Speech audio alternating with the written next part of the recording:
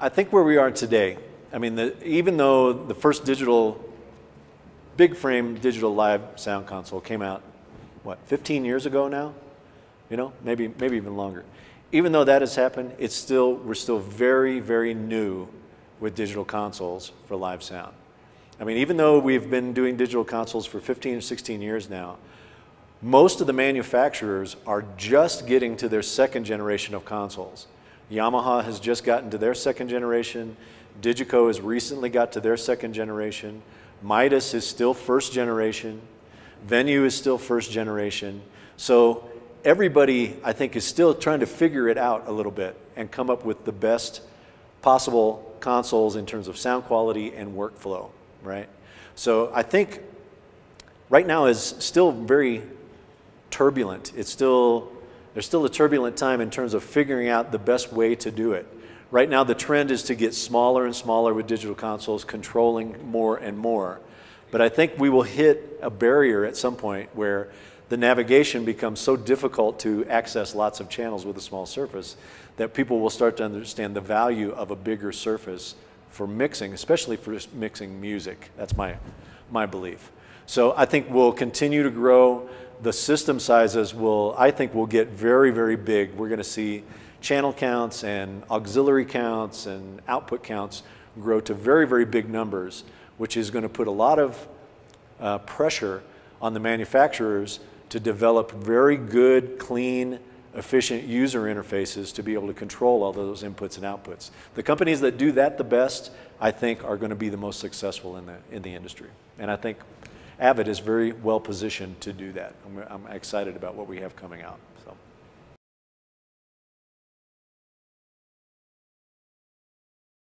So obviously very, very important development that we're right in the middle of with AVB. It is going to be so important and so necessary to have an actual networking standard that all manufacturers can adhere to and give us the ability to transport not only audio but control around on an audio network. So AVB is a very important step in that direction. We're going to see, I think, lots and lots of manufacturers, not just pro audio manufacturers, but also consumer electronics, all kinds of things will adopt AVB as the transport protocol for audio and control. So we've released a couple of products now, nonetheless, least of which is S3L, which is completely centered around AVB. So it's the sign of things to come, for sure. We're going to be in these high channel count, low cable topology, low, how do I want to say, small cable topologies that carry these large channel counts. It's going to be a very exciting time for live sound. It's a very needed thing, so I'm excited about it.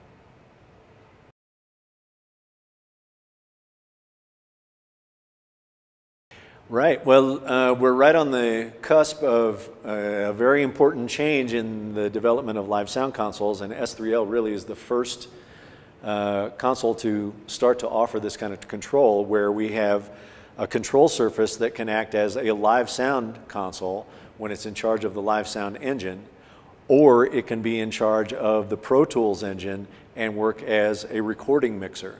So we're starting to see the dual personality creep into play for live sound consoles. And we really, I think to some degree, we got to stop thinking about live sound consoles as purely live sound consoles.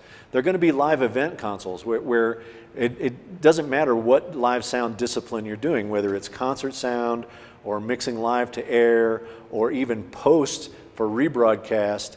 Those three things should all be able to be covered by one control surface, but maybe in charge of different engines.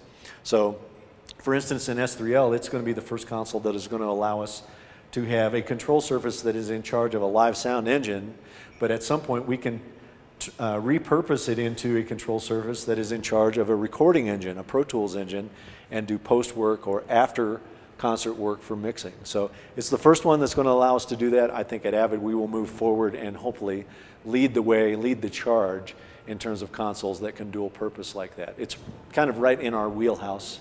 It's perfectly suited for us to do. We should be able to execute it.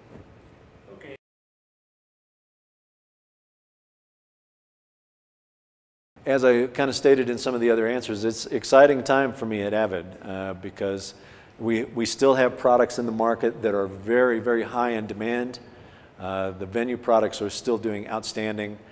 You know, I spent the last year going around to all kinds of festivals and all kinds of concerts around the world, and I'm just amazed at how many venue systems I see being in use in the world. So it's really a testimony to the people that engineered and the concept that was put forth with venue. You know, it really struck a nerve with the users out there. So hopefully we can continue that on in the future. I think our next generation of consoles will be really, really special. I'm really excited about those, but at the same time, I'm excited with our current consoles having such a long life and still being very viable and very used in the market. So it's best of both worlds for us really right now.